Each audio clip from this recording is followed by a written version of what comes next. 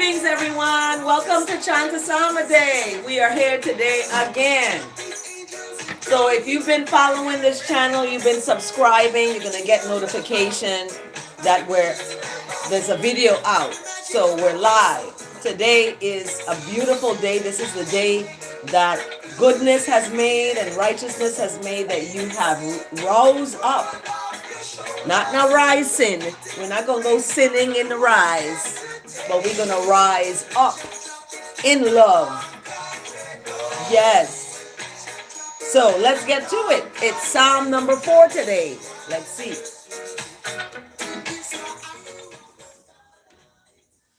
Okie doke.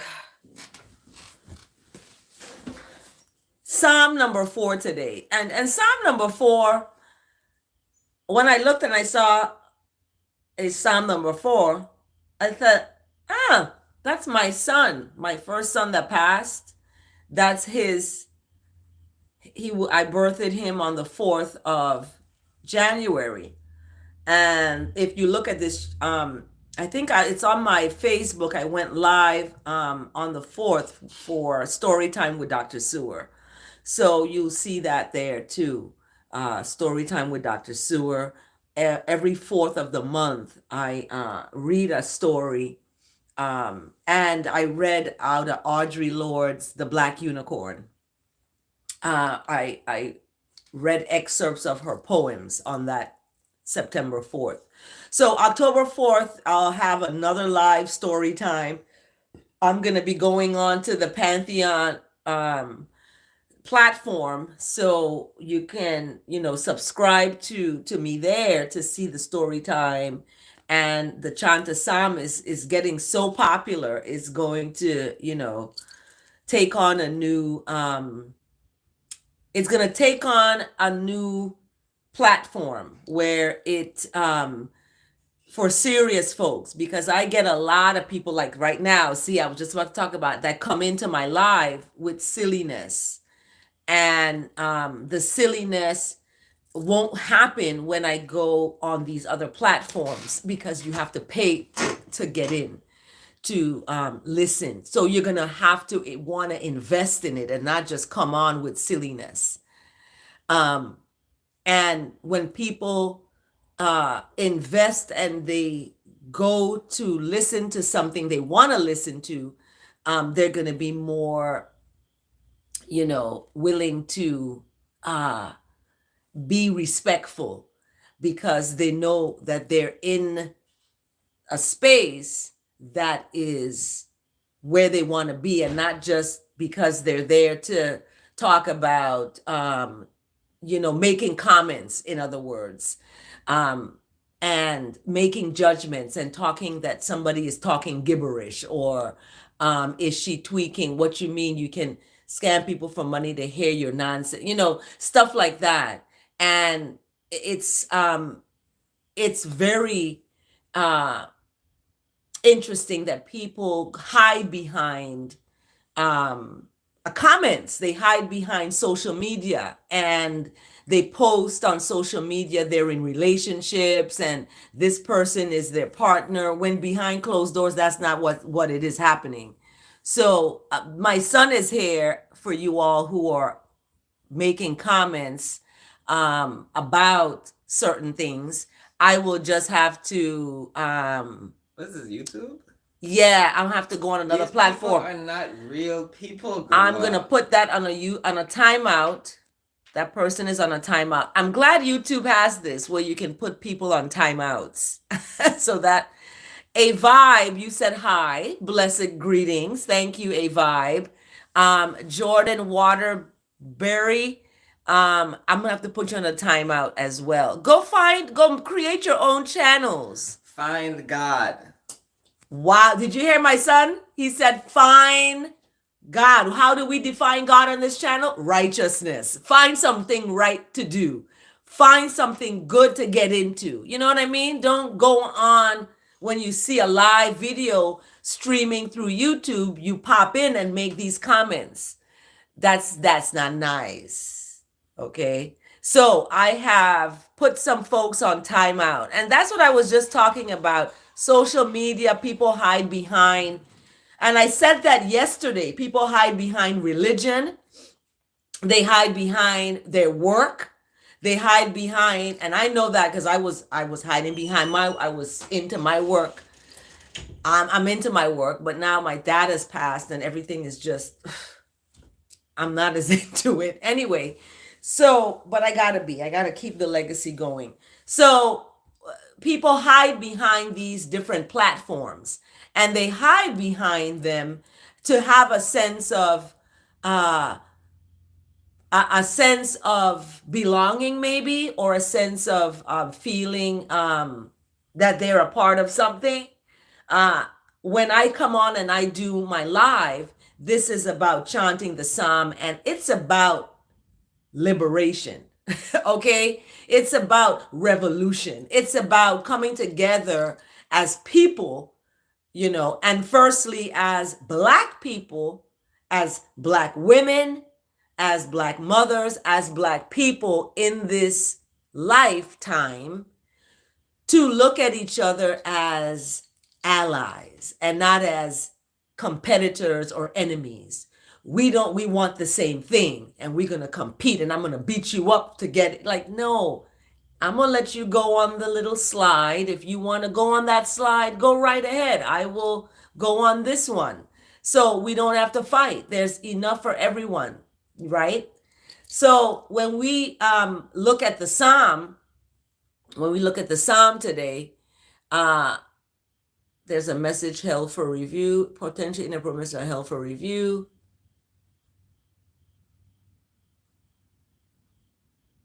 I want to see your feet. Okay, you don't want to see my feet.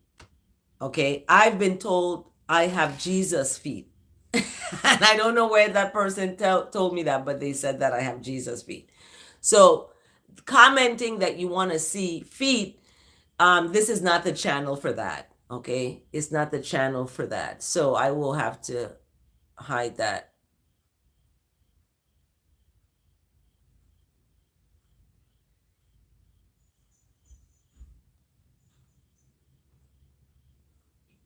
Okay, so here we go. So Psalm, I ask that the words of my mouth and the meditation of my heart is acceptable in the sight of what is righteous, what is good and kind.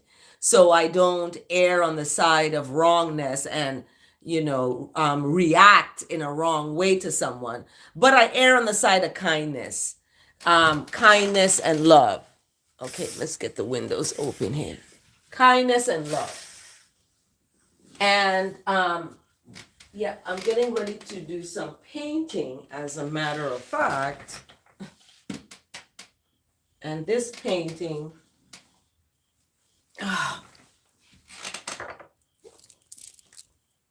so let's get into the psalm today, shall we?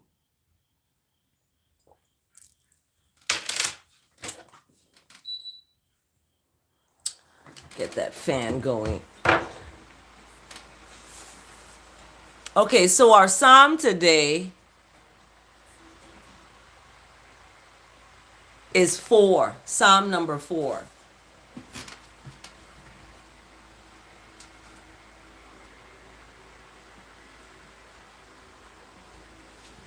Okay, and Psalm number 4 is titled Answer I and I when I and I call. And I look at it as righteousness is going to answer when you call. God is going to answer. That's who that is. Mercy is going to answer. Compassion, long suffering, forgiveness, all of that is going to answer. When you're seeking God, you're seeking all these different attributes of God, right? Forgiveness. You're seeking for compassion. You're seeking for mercy. You're seeking for goodness and abundance, right? And when you want to hit that big prize, that big prize that you hit is having that knowledge of all these attributes as part of your life, as part of your internal and eternal space. whether you're in your physical flesh or you're outside of that and have gone on into the ancestral plane. You want to flow with that goodness, with that mercy and compassion wherever you are. That's why Psalm 23, even though you walk through the valley of the shadow of death, you're not going to fear any evil, because that that's with you, that knowledge that's with you comforts you. And sometimes we don't tap in, and we end up tapping into other people that we may feel gives us that satisfaction, when in fact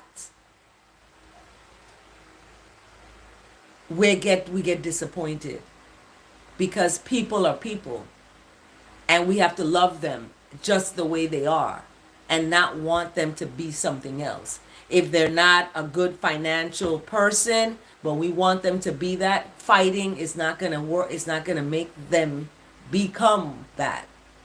If it's not there, it's not there. Okay? Even when you talk about being emotionally present, suppose somebody is not, but you want them to be, and you're pulling them into being emotionally present, and it gets a back and forth pull and tug. You want to let go. You want to let them find that on their own, and just use words on their behalf that is going to uplift them to that. And you be that example yourself too. Like I told my son, I said, clean your room, clean your closet out and stuff like that. And I looked at my closet and it was a mess. I said, I got to go clean my before I go tell him that. So being an example is important, and not just being a dictator and telling someone what to do when you yourself hasn't done it. It's like there's a it's it's separate, and you gotta come together. So in the psalm today, answer I and I when I and I call, it's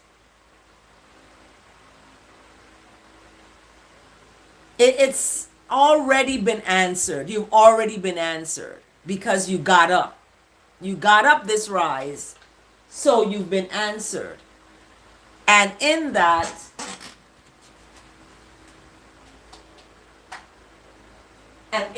you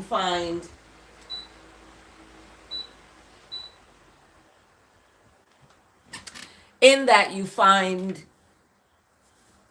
compassion, mercy, love, kindness, long suffering. You find all of it. And in translation of the psalm, it is lifting it up to a heights. That's what it is. It's lifting it up to a heights where it goes inside of your heart and plants itself right there. So in verse 1, answer I and I when I and I call. Oh, righteousness. And it says, oh God of my righteousness. Okay? Exclamation mark. So I love that first verse. And it gives a reason why you are answered, why you will be answered, why righteousness will answer you, why righteousness is going to answer your call. Why? Right? Because righteousness has given I and I relief when I and I was in distress. There's a relief that has been given. And there's a graciousness is also part of the attributes. Gracious and a listener to I and I words. So not only is God righteousness, Jah righteousness, God is also gracious and a reliever of distress. Okay? I found myself in distress. And I was blessed that I was surrounded by water during the distress. I was on an island. When distress hit, and it hit me. You can see the effects of it in my eyes, under my eyes, how it has impacted me, the distress. And being surrounded by water, subscribe to this channel so you can see when new videos are coming out. And also my channel has videos where I'm at the bay. And these videos were taken specifically to show how healing the waters of the Virgin Islands is. And I have a song, Come to the Virgin Islands. And that song is going to get a beat. It's going to get more lyrics because it's coming from the heart.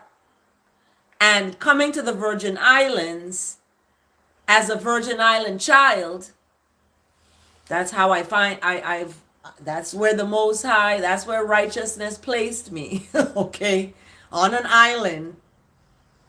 And on an island, tiny island, with big, big ambitions and dreams of making the world a better place through healing, words, services, products, through healing. And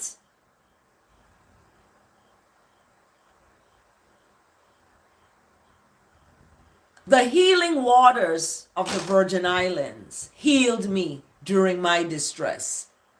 Okay? Healed me during my distress. I was fortunate, and the reason my eyes, because my bedtime is 7 p.m. I was up until, I don't know, 9. So this is what it looks like when I stay up after 7. You get dark circles under your eyes. You get puffy under your eyes because you haven't rested them. Remember, your eyes are open, long periods of time, and then you go to rest late. That's a little bit you're giving your eyes. So you need to rest your eyes. So the Psalm, I'm talking about the distress, and the Most High righteousness had me in a place where my distress was relieved. My distress, it wasn't all gone now. It was just relieved. It says that relief, you're going to get some relief. It's not going to go away. You're going to get some relief. And that relief was at the bay. When I swam in the water and the water touched my body, that was the relief. So that grace, because that's where graciousness comes from, that grace was given to I in that moment, that moment, and my words were heard. And I safely got to the bay. I safely got in the water. I saw a turtle swam up to me. I saw my stingray friend, so it is powerful when you just surrender to goodness, okay? Surrender to goodness. And in verse 2, it talks about humanity. How long will humanity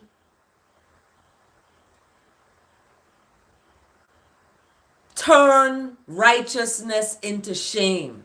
How long shall humanity turn right into wrong? and wrong into right. How long?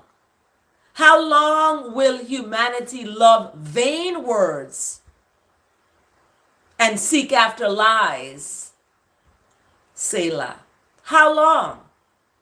And I mentioned, and Pastor Touré, shout out to Pastor Touré of the Potter's House, and Pastor Sarah J.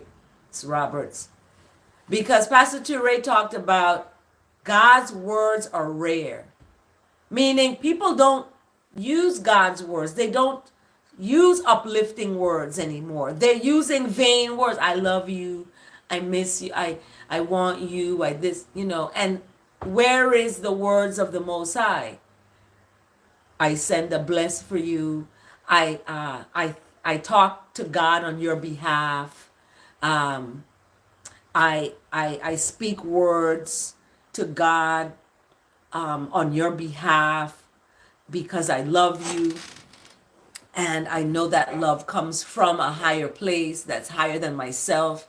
And I'm allowed to feel that for you. So, that's what you talk about.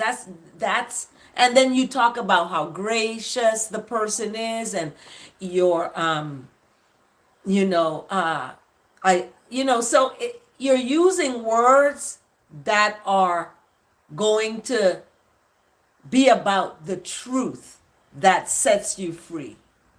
So if you have a disagreement with someone, if someone is doing something you don't like and you don't know the person and you call them up and leave a very disturbing voicemail, and I played it the other day, it speaks to the fact that you're not using the words of God. So instead of using the F bomb, use forgiveness. I forgive you. I forgive you. I forgive you. Let's meet each other. Let's get together and meet each other and have a communication as adults and mature in Christ, where we put aside our feelings, we put aside our flesh, and we come to righteousness totally. We disregard those feelings of immaturity, okay, and come into a mature, Christ-like dialogue.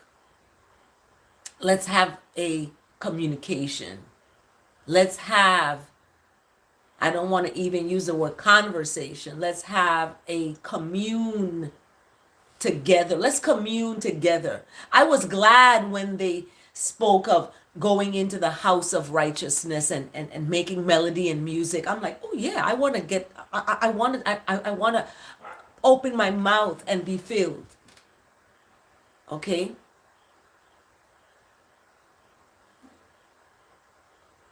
So verse 3, however, know that righteousness has set apart the righteous for the righteous self. So when you have been isolated, okay, you get a job somewhere else and you're alone. Though I shout out to those in the military who are out there fighting for the country's safety, and they left their homes and their families and their wives and their husbands and their children, and they have been separated from them.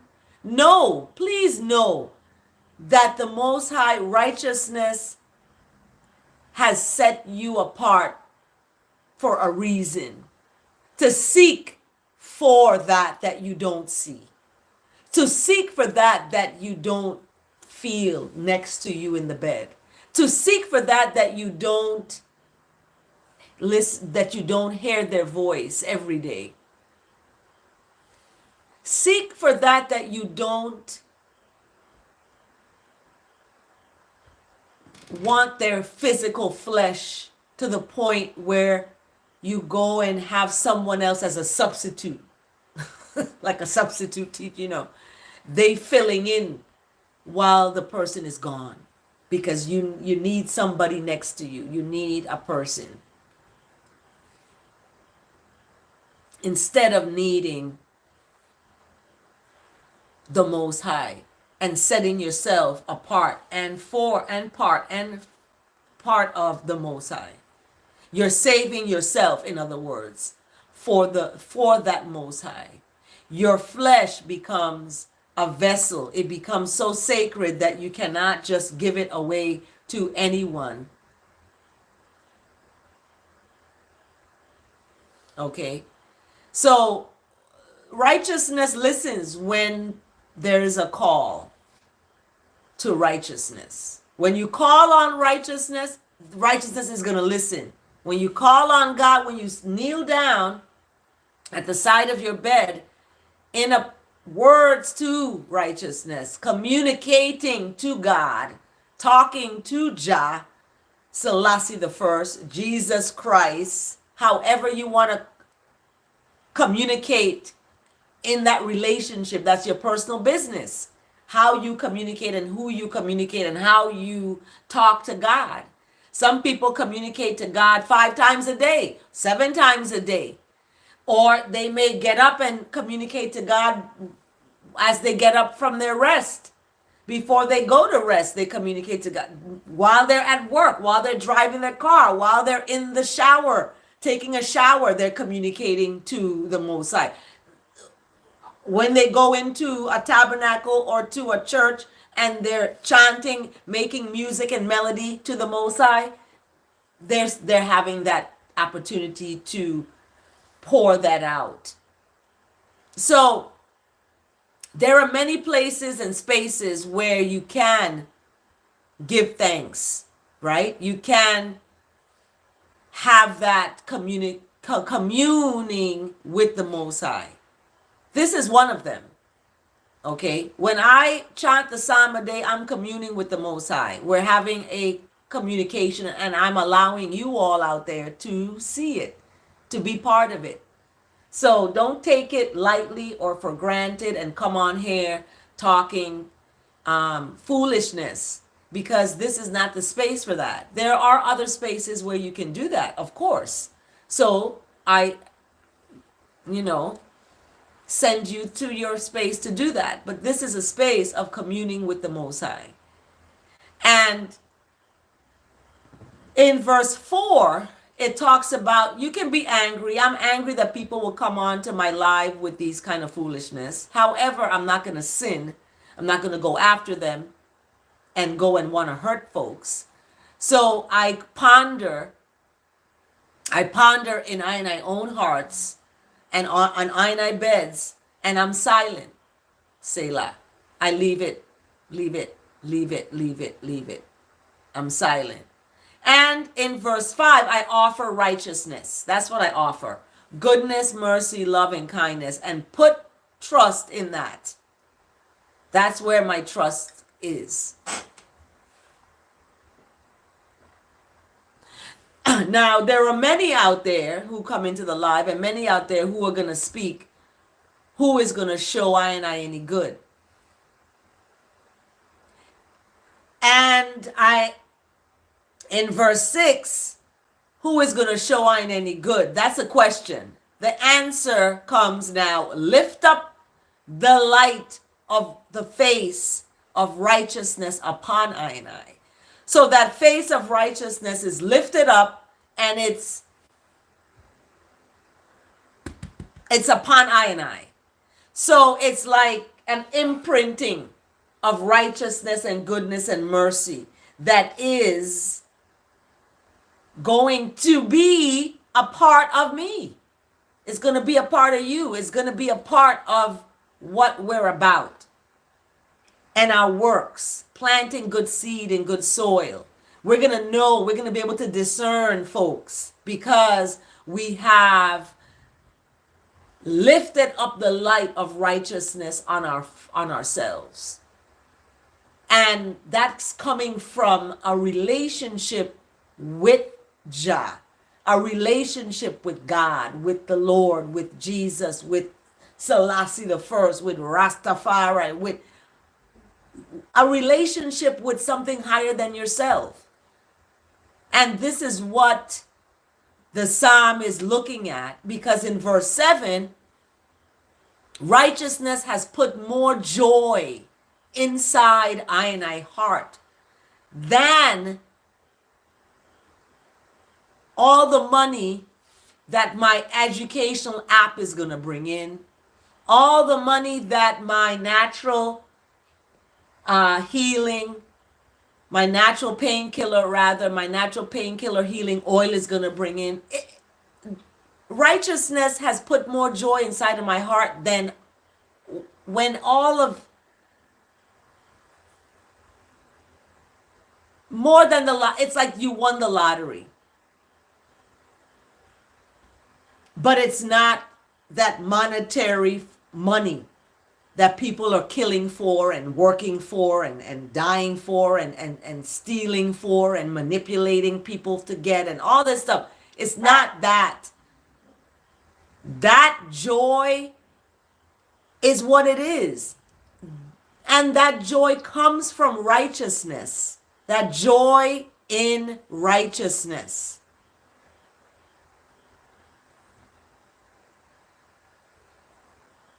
Because that is going to be the image. You were created in that image of righteousness. So why do anything else? Why do anything else? When I'm getting ready to paint another black mermaid. And I'm getting ready to, create this story of the black mermaid. How am I going to be able to do that without the strength of righteousness that's abounding in I and I life? How else? So that joy that has been placed inside of all of I and I, that joy has been placed by righteousness. Joy is the baby of righteousness, right? That is the offspring of righteousness. And that joy is much more in I and I heart than any monetary lottery winnings. 2.7 million. Okay? You got 2.7 million in the bank. You got a house. You got a car. You don't have to work anymore. What do? What do? You keep on creating your art. You keep on chanting a psalm. You keep on creating healing painkiller oils. You keep doing the works of righteousness. That's what you do. And in verse 7, I love that righteousness has put more joy in I and I heart than any kind of grain and the abundance of wine, or grain, and they call it grain and wine, right? This time we're living in, it's more than that. It's become. So in verse 8, Psalm 4 ends in love and in harmony, in tranquility. You're going to rest yourself. For righteousness alone, nothing else now, makes I and I to dwell safely. Righteousness alone makes I and I to dwell safely. So, fire eye. In love and in tranquility and in harmony, you're going to rest and have a wonderful rest. This is really important because you need your rest.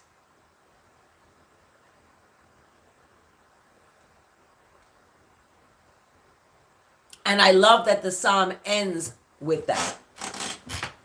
So I ask that the words of my mouth and the meditation of my heart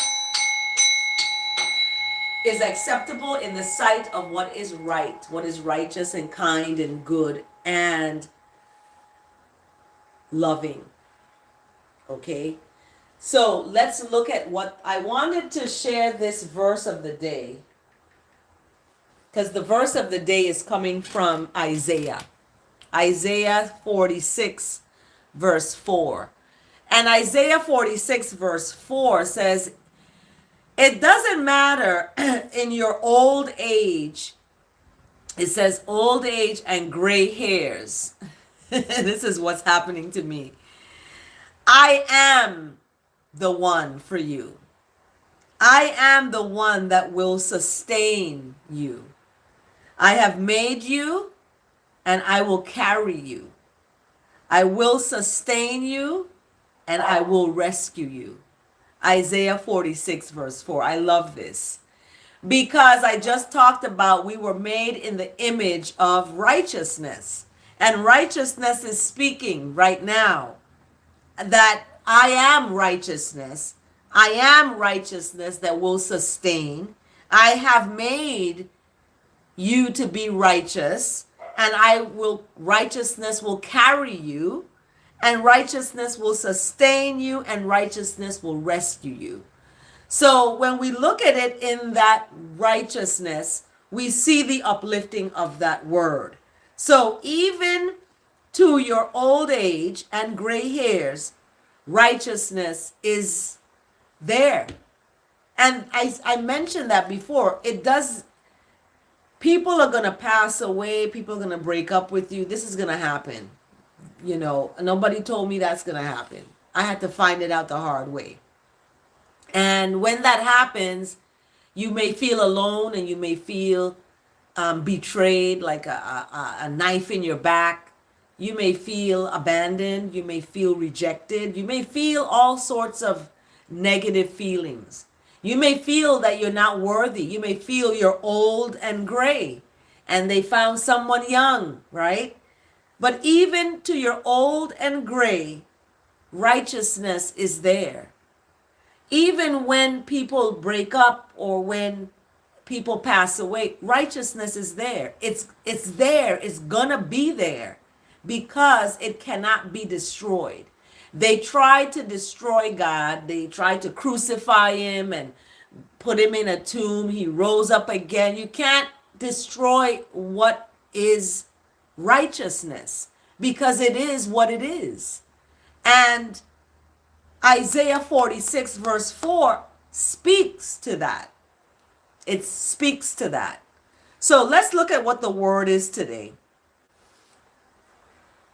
What is the word today?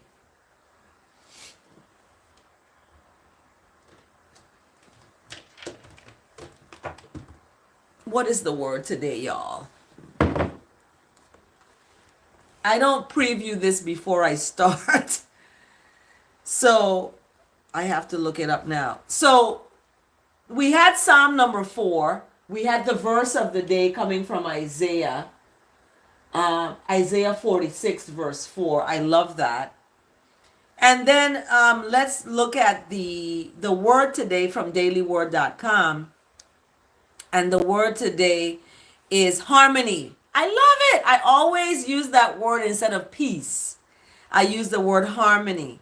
And we're getting ready for the new year. September 11th is when my family celebrates the new year. I started doing this when I had my children, and I imparted on them the importance of themselves as prince and princesses, or princess and princes, because I have 2 boys and a girl. And my first one passed away. Now I have 2. And the distress of losing a child, righteousness listens. Righteousness listens. Compassion, grace, all of that, mercy, forgiveness. You know, you have to forgive yourself because as a parent losing a child, you have guilt and you have feelings that you could have did something better. You could have did this, or you should have did this, or you could have did, woulda, shoulda. All of this stuff comes in your mind that pounds you down to feeling that you are not at harmony.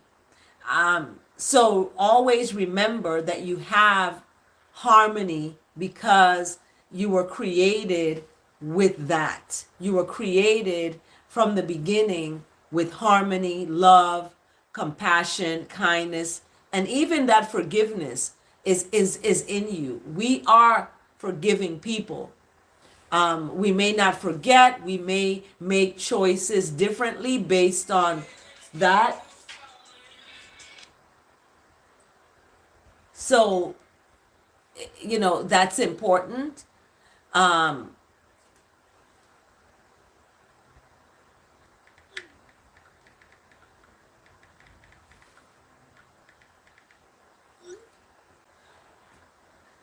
and we have to be about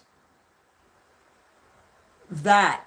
And through that, in our minds, and giving our minds the strength to know that we are worthy and telling ourselves that. So the word today is harmony.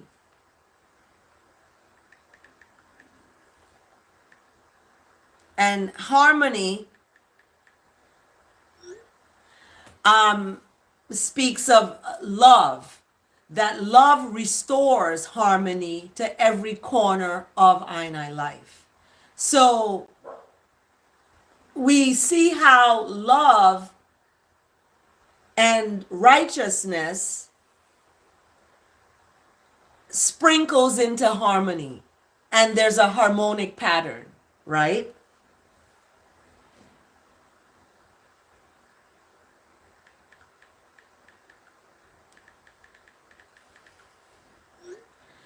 And the new year is approaching. And in this new year, we want to look at how love restores harmony to every corner of your life. So, a lack of harmony is a call for love. When there is no harmony, there's a call for love, a great healing force in the universe and the very nature of God. When I want to restore harmony within I and I self, or in I and I relationships, or the world around, I place I and I hand over I and I heart, feeling the rhythm of every beat. And remember that as a child of God, my very nature is love. So this is what the verse today talked about. This is what the Psalm 4 talks about. It talks about this very feeling within that we are part of this greater force of goodness that we have to attach ourselves to. And within that, we have this nature of ourselves to do good, to be good, right? And we have a lot of distractions that take us off into a not good place, or not good people, or people who are suffering from mental challenges, and they're hiding behind social media. They're hiding behind the image that, this is what they want to everybody to see.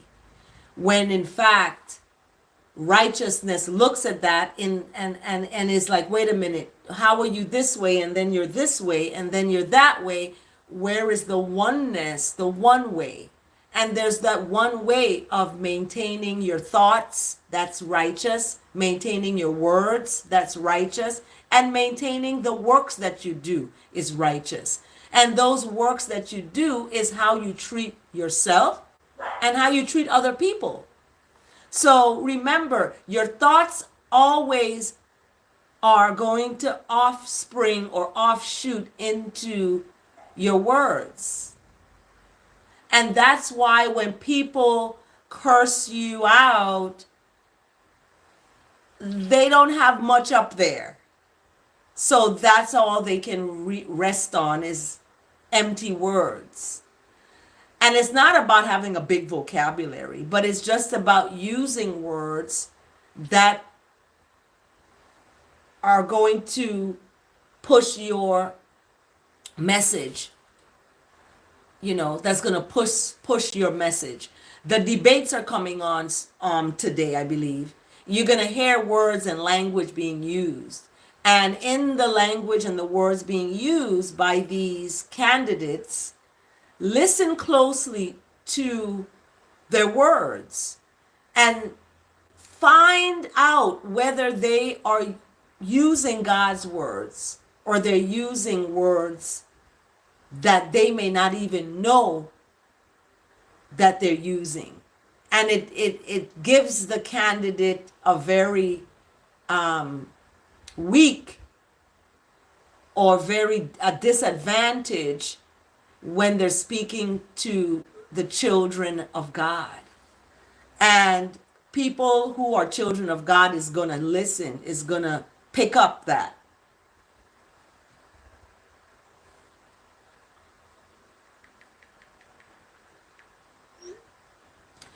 And so discord has no place in the sacred space I create in I heart, right?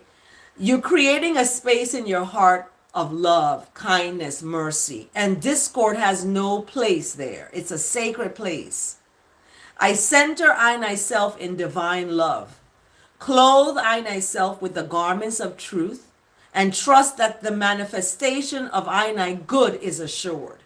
So the good that you do is going to come to you. So is the bad. And when you have discord in your heart, it's because you have not planted that righteousness in there with your thoughts, your words, and your works. So it's important to manifest that. It's important to manifest your words into uplifting, positive, and giving thanks, right? Your words. So let me share this.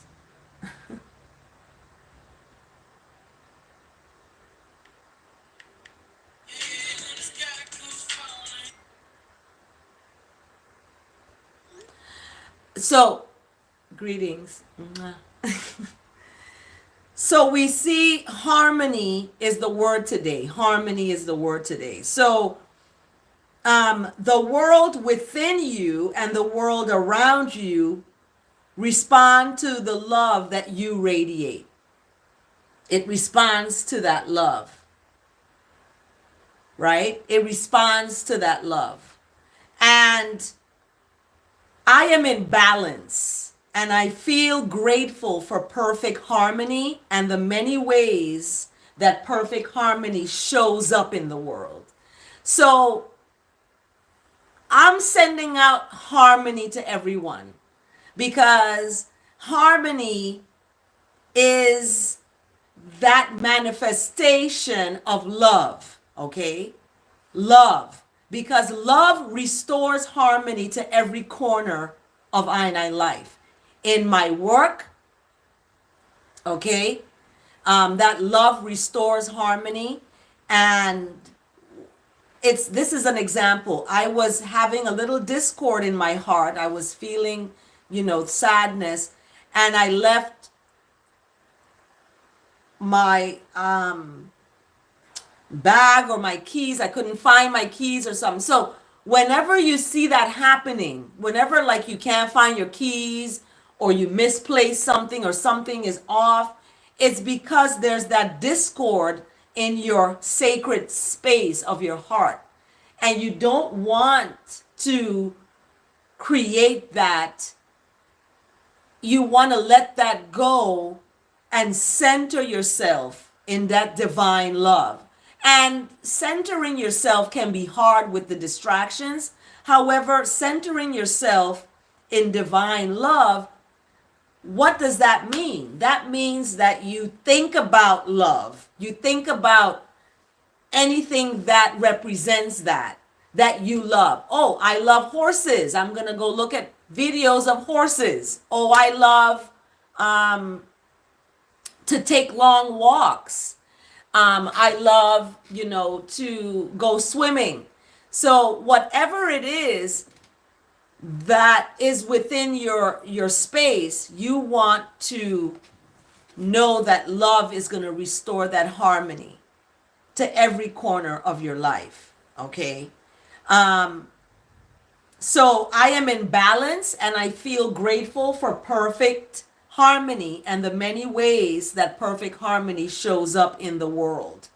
So this word today, harmony, is supported by Colossians 3:14, and it speaks, above all, clothe yourself in with love that binds everything together in perfect harmony. So when you see things are out of harmony or there's discord, it's because you're not clothing yourself with love. And love has to be that guiding or that leading force in your life. So whenever something comes at you that is not that, you can use love to get through it. And how do you use love? You use love by looking at where that love lives. It lives inside of you and it comes out in how you talk to people. It comes out in how you show your love for people. It comes out in how you care for yourself, self-care, okay? And that perfect harmony shows up in the world in many different ways. So you clothe yourself in love because that love binds everything together. It's like the glue. It's like the glue that binds together in perfect harmony. So you know where your keys are, you know where your this is, you know where your that is. You have access to this. You're manifesting your purpose because you are allowing and surrendering to that love. Even though you may not like that person, you're still going to show compassion and mercy because those are the attributes of love that's showing up. You're going to show up in these ways. You're going to show up being graceful. You're going to show up being thankful. You're going to show up being compassionate. You're going to show up being honest. You're going to show up being merciful to someone. You're going to show up being kind. You're going to show up being forgiving. You forgive, always forgive, because that is the way you're going to lead to truth. Once you forgive, the door of truth opens. You walk in and you're free. You're free. You're free to live and to be because you have released and surrendered to love. That is forgiveness. Okay. So that is our word today, harmony.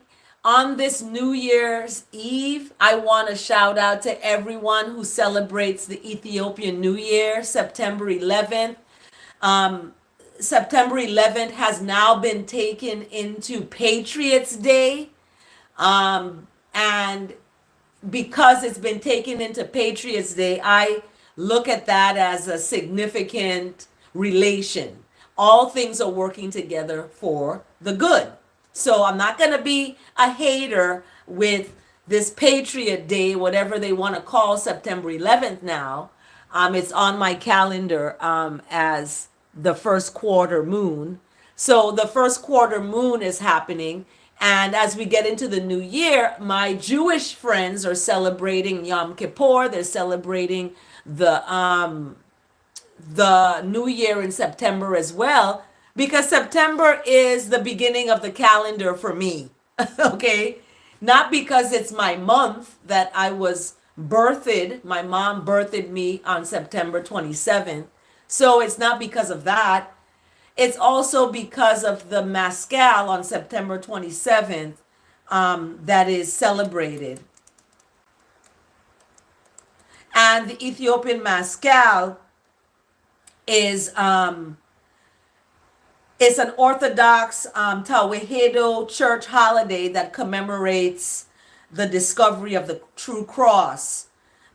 It's by the Roman Empress Saint Helena of Constantinople in the 4th century. So the the truth of September 27th, the revelation of this true, that's why I said I'm going to put you at the foot of the cross, because September 27th is the finding of the true cross. And that true cross is so dear to me. It's precious because the blood of Christ dripped on that cross, and the significance of that event and the significance of the rise up of that event, that even though that one went down, that one was brought up to the Father, for that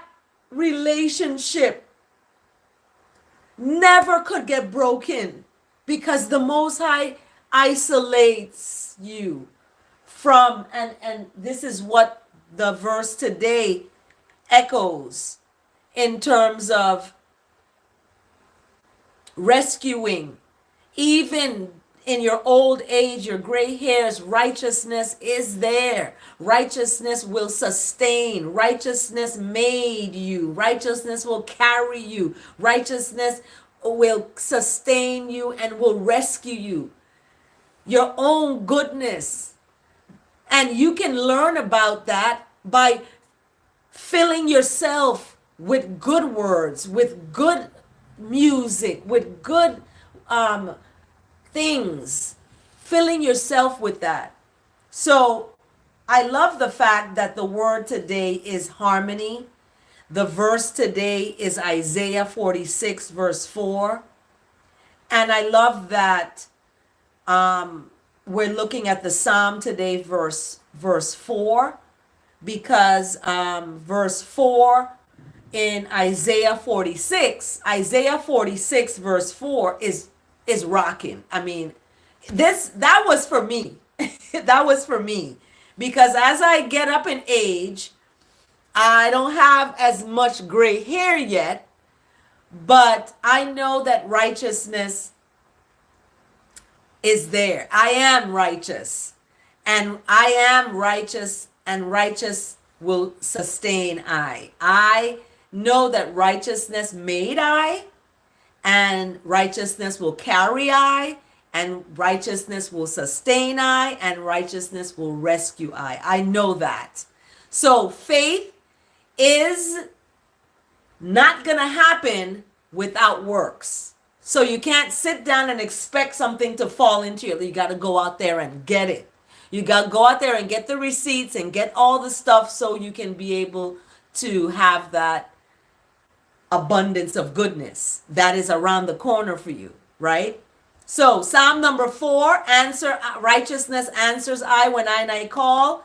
Verse for the day, Isaiah 46, verse 4, tells you that righteousness will rescue you, because Psalm 4 talks about righteousness is going to answer when you call on righteousness. That's what's going to answer you, right? And then the verse today coming from Isaiah 46, verse 4, we have a lot of fours. 4, 4, 4. That is the angel numbers. Okay?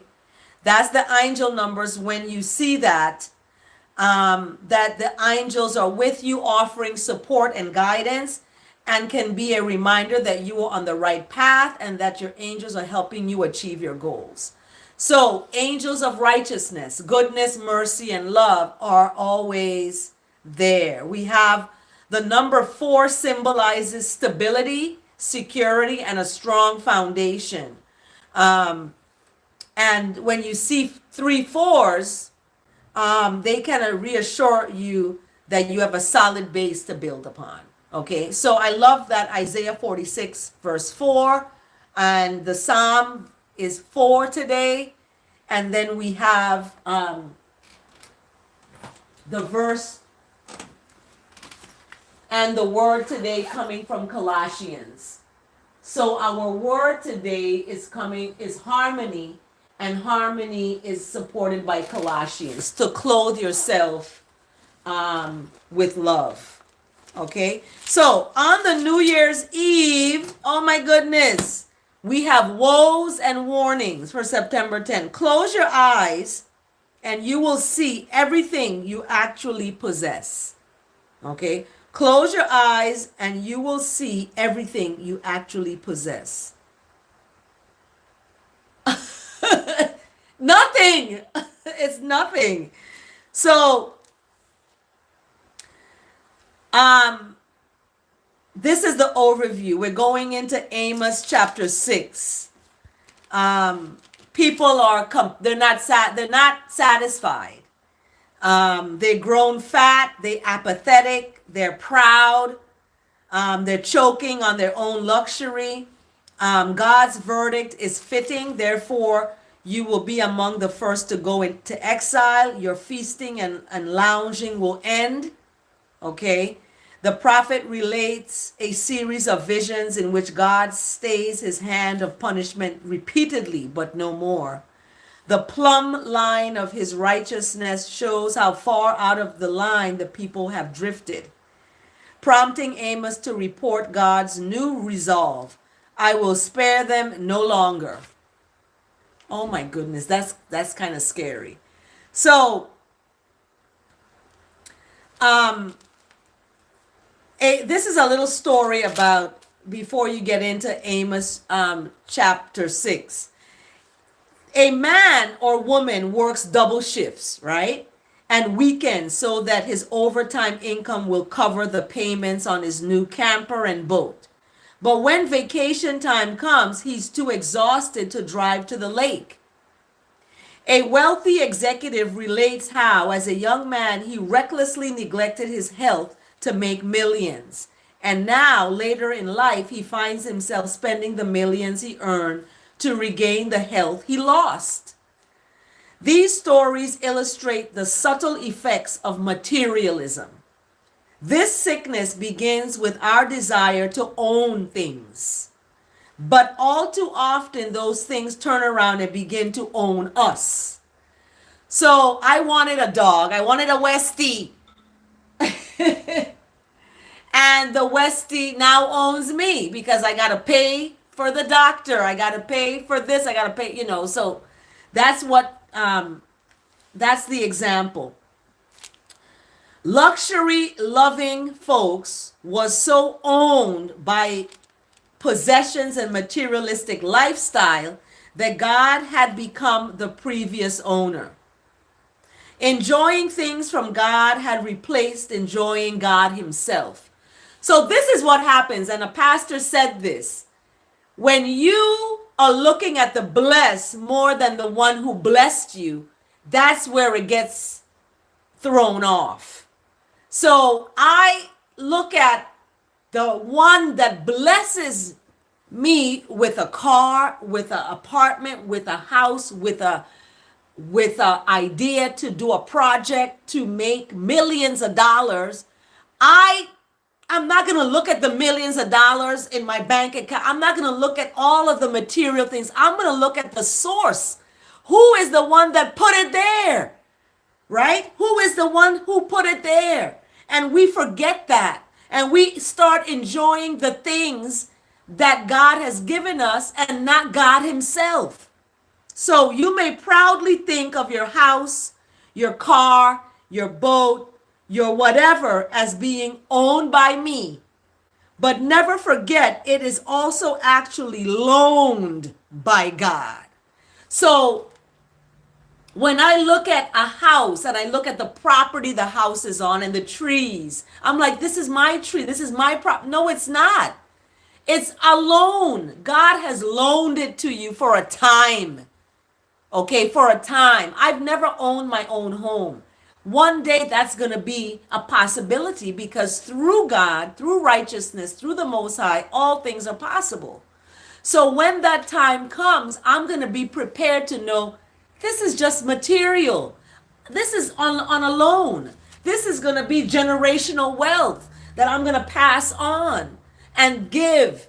I'm not the owner of this.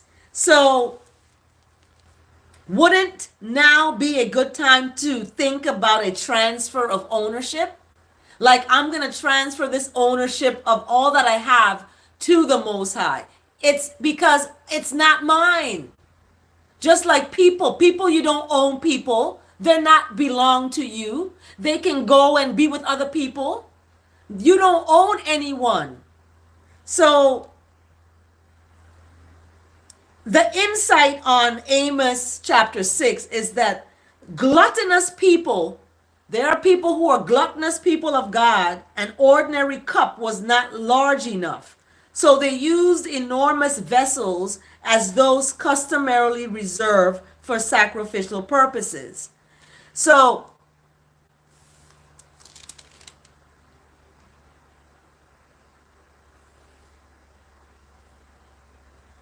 we see there is a pride. That's why I don't use the word pride. I use the word love. There is a pride of certain folks. There was locust, fire, and a plumb line. Amos and Amaziah. So we look at the new year before on September 10th today, this new year Eve. Don't be complacent. Don't be proud. And there are three warnings of doom. They're visions of God's wrath.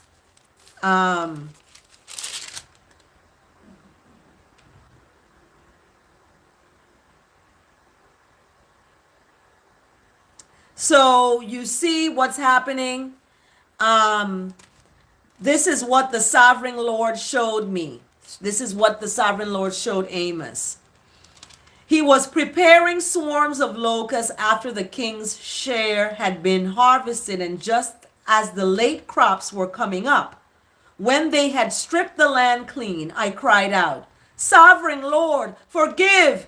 How can Jacob survive? He is so small." So the Lord relented. "This will not happen," the Lord said. This is what the sovereign Lord showed me. The sovereign Lord was calling for judgment by fire.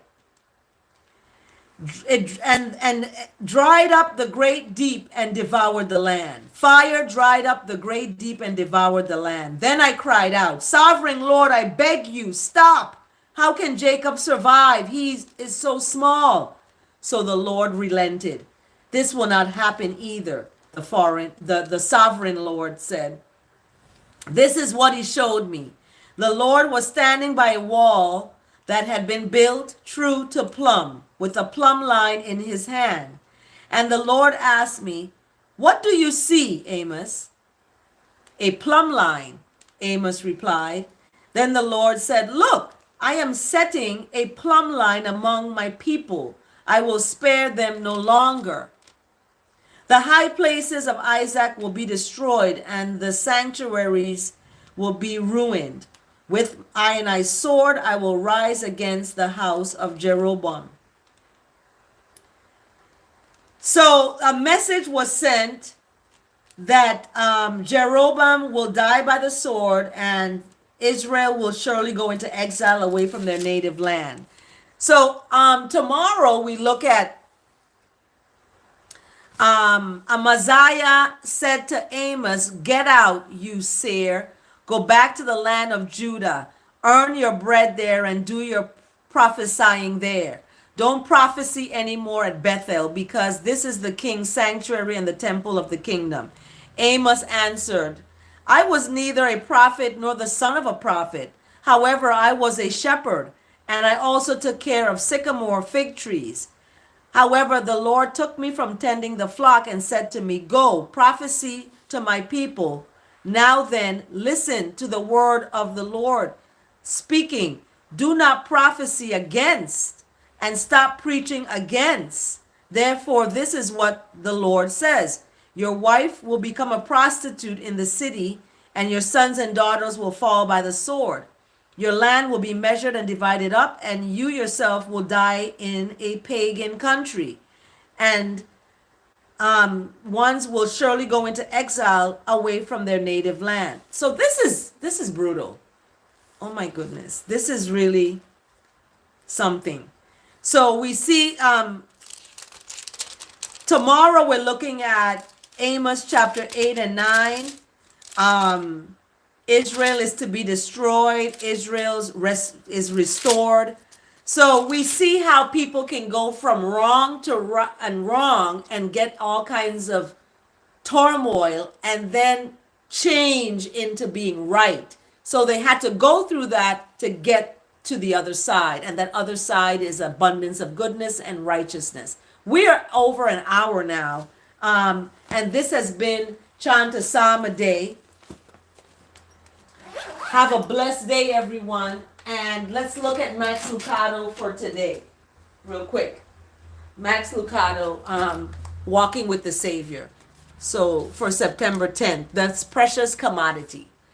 God will give you all the seed you need and make it grow. So there will be a great harvest from your goodness. So where is the harvest coming from? Your goodness. God will make you rich in every way so that you can always give freely. And your giving will cause many to give thanks to the Most High. 2 Corinthians 9:10-11. And that is amazing. I have to read it again. 2 Corinthians 9:10-11. God will give you all the seed you need and make the seed grow. So there will be a great harvest from your goodness. So righteousness is going to give you all the seed you need. Everything you need, you're given to from righteousness. Where in the result of that is a great harvest, because you have taken that seed and planted it in good soil. Your behavior is representative of that, and your harvest is from your own goodness. Righteousness will make you rich in every way, not just materially, but righteousness will make you rich, not just as we just read in the book of Amos. Not just about that kind of rich and material, right? And when it is material, when it is a richness in material things, it's going to be in material things so that you can give those freely to people. You're going to be a bless to other people. Okay? The app I'm creating, the things that I'm doing is not for myself. Why would I want to just have it for myself? It's to give freely. And I giving will cause many to give thanks to God, because I will acknowledge this is where it came from. It didn't come from my own doing. My own doing has a source, a power, a superpower. That's righteousness is your superpower. That's another shirt. Righteousness is your superpower. So 2 Corinthians, go and look it up. Okay? Righteousness is your superpower.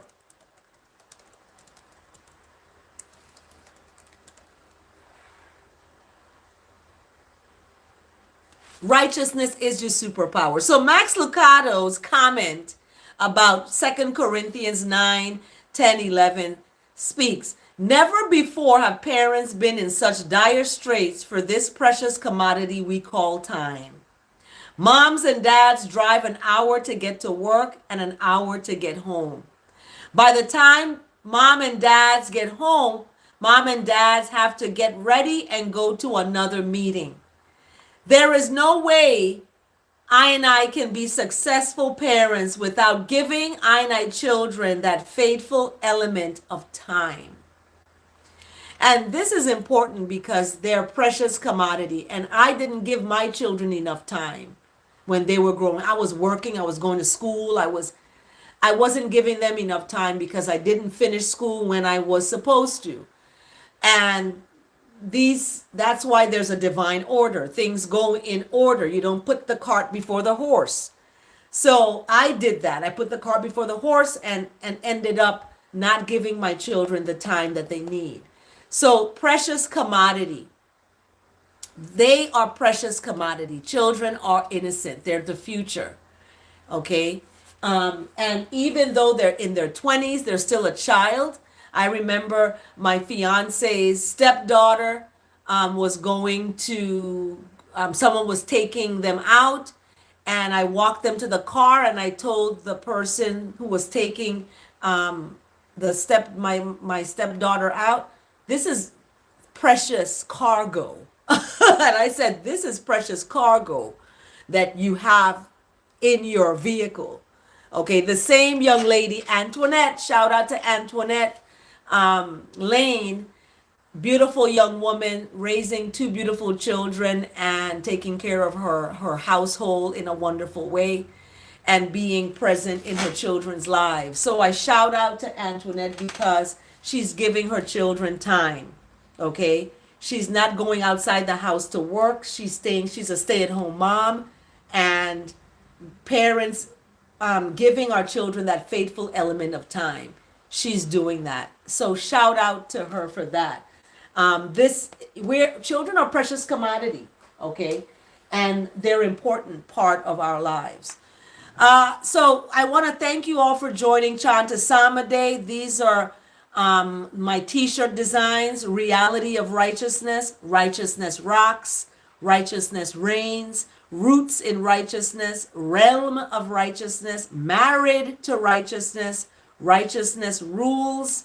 The rules of righteousness are simple: just love one another. Rooted in righteousness, righteousness reigns. Oh, I have that twice. And righteousness is a superpower. Have a blessed day, everyone. Remember, chant a psalm a day, every day. We got to, every day. Thank you so much for joining Chant A Psalm A Day, everybody. Have a blessed day.